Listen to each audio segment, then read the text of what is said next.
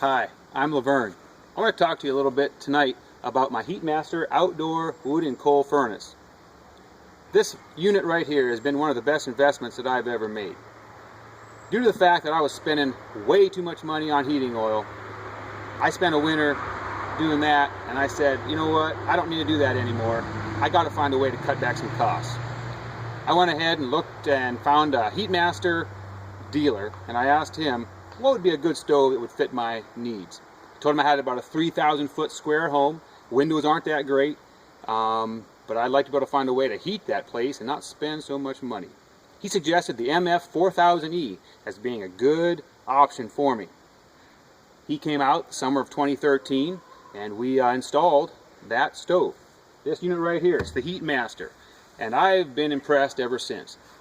Last winter I went ahead and started up about in October, and we ran the thing right away through April.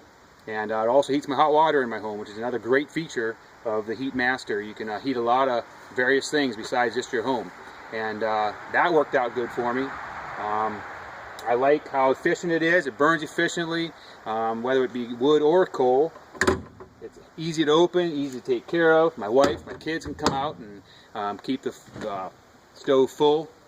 And I want to say something too about the dealer. You know, I was able to work with him, and he was just more than happy to answer my questions. Also, when I send my water sample once every year, just a great staff over there as well. And HeatMaster is just a great company, and it feels like they really want to please the customer. And I'm pleased. After spending a lot of money keeping my home warm through the winter, I now can crank up the heat in my house and feel pretty good about how I'm heating it. Also, the monitor in the back is very easy to run. I keep my water at about 174 degrees Fahrenheit, and that works out good for me. And so overall, the HeatMaster has just been a good investment. So I want to say thanks, HeatMaster.